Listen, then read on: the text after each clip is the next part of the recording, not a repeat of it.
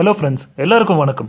நம்ம honourable prime minister Narendra Modi எந்த திட்டம் கொண்டு வந்தாலும் அது இனிஷியலாக குளறுபடியில் தான் கொண்டு போய் முடியுது. சிக்கலாகவோ இல்லை அந்த கட்சிக்கு எதிராகவோ தான் கொண்டு போய் முடியுது. அந்த மாதிரி இப்போ ஒரு திட்டம் கொண்டு வர போகிறாங்க. அதுவும் என்ன மாதிரி சிக்கலில் கொண்டு போய் மக்களையும் அவங்களோட கட்சியையும் கொண்டு போய் சேர்க்க போகுதுங்கிறத பார்க்கலாம்.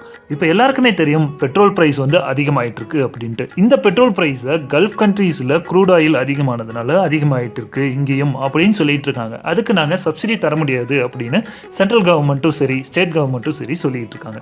ஆனால் என்ன பிரச்சனை அப்படின்னா, இந்த இடத்துல சென்ட்ரல் கவர்மெண்ட் ஒரு முடிவு எடுக்குது. எத்தனால இது கூட கலந்தோம்னா பெட்ரோல் பிரைஸ் வந்து குறையும் அப்படின்ட்டு. எத்தனால் கலக்கிறதுக்கு நமக்கு சுகரோட ப்ரொடக்ஷன் அதிகமாக தேவைப்படுது. பிரேசில் மாதிரியான நாடுகளில் எத்தனாலோட ப்ரொடக்ஷன் ஈஸியாக கிடைக்குது அப்படின்னா அங்கே கரும்பு அதிகமாக விளைவிக்கிறாங்க. அங்கே வருஷம் முழுசாவே என்ன இருக்குன்னா தண்ணி பற்றாக்குறை இல்லாமல் இருக்கும். ஆனால் நம்ம இந்தியாவை பொறுத்த வரைக்கும் தண்ணி பற்றாக்குறைங்கிறது சம்மர் சீசனில் ஒரு மாதிரியும் ரெய்னி சீசனில் ஒரு மாதிரியும் இருக்க தான் செய்யுது. கண்டினியூஸாக நமக்கு தண்ணி கிடைக்கிற ஒரே இடம் உத்தரப்பிரதேஷ் மட்டும்தான். அங்கே மட்டும்தான் கங்கை ஓடுது. அதனால நமக்கு ஈஸியாக தண்ணி கிடச்சிக்கிட்டே இருக்கு. அங்கே சுகர் கேன் பயிரிடலாம். ஆனால் நாடு முழுசாக இந்த சுகர் கேனோட தட்டுப்பாடு வந்துக்கிட்டே தான் இருக்குது. சுகருக்கு இப்போவே மினிமம் ப்ரைஸ் லெவல் நமக்கு கிடைக்கலன்னு சொல்லிக்கிட்டு இருக்கோம். இந்த மாதிரி இருக்கும்போது இதிலிருந்து எத்தனால் ப்ரொடக்ஷன் பண்ணி ஃபார்மர்ஸ்க்கு நல்ல ப்ரைஸ் தரும் அப்படின்னு சொல்கிறாங்க.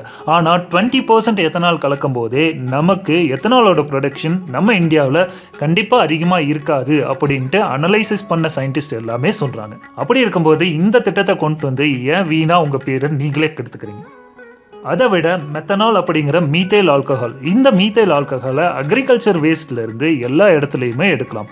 அப்படி பண்ணும்போது மாவட்டம் ரீதியாக ஒவ்வொரு இடத்த போட்டு அந்த இடத்துல நீங்கள் மெத்தனால் ப்ரொடக்ஷன் ரெடி பண்ணுறதுக்கான வசதிகளை ரெடி பண்ணி கொடுக்கலாம். இந்த மாதிரி பண்ணுனா பெட்ரோலியம் ப்ரொடக்ஷனில் இருக்கிற இந்தியன் ஆயில் கார்பரேஷனாக இருக்கட்டும், இல்லை அம்பானியாக இருக்கட்டும், இல்லை அடானியாக இருக்கட்டும், எல்லாருக்குமே பாதிப்பு வரதான் செய்யும். ஆனால் பொதுமக்களுக்கு இது வந்து ரொம்பவே அதிகமான பெனிஃபிட் தரக்கூடிய ஒரு விஷயமா இருக்கும். மெத்தனாலை ப்ரொடக்ஷன் பண்ண ஆரம்பிச்சிட்டோன்னா கிட்டத்தட்ட 18 லட்சம் கோடி வந்து இந்தியாவால் ஏர்ன் பண்ண முடியும்னு அனலைசிஸ் பண்ண அதே சயின்டிஸ்ட் குரூப் தான் சொல்கிறாங்க. ரிசர்ச் பண்ணி படிக்க ஆரம்பிப்போம். ஏன்னா மெத்தனால்ங்கிறது ஈஸியாக நம்மளால் அக்ரிகல்ச்சர் வேஸ்ட்லேருந்து ரெடி பண்ண முடியும் அப்படின்ட்டு சயின்டிஸ்ட் எல்லாமே சொல்கிறாங்க. அதை நம்பி அதில் ப்ரொடக்ஷனுக்காக நம்ம ஸ்பெண்ட் பண்ண ஆரம்பித்தோம் அப்படின்னா கண்டிப்பாக ரினியூவபிள் எனர்ஜியில் நம்ம நாடு ஒரு சுயசார்பான நாடாக மாறும் அப்படின்ட்டு சொல்லலாம். இந்த பதிவில் இருந்து பார்க்குற உங்களுக்கு கண்டிப்பாக ஒரு சின்ன இன்ஃபர்மேஷனாவது கிடச்சிருக்கும். ஸோ இந்த வீடியோ பார்த்துட்டு இருக்க நீங்கள் சொல்லுங்கள், கமெண்ட்டில் எழுதுங்க, எத்தனால் நம்ம யூஸ் பண்ணலாமா, மெத்தனால் யூஸ் பண்ணலாமா, இல்லை பெட்ரோல்லையே நம்ம காலத்தை ஓட்டலாமா அப்படின்ட்டு.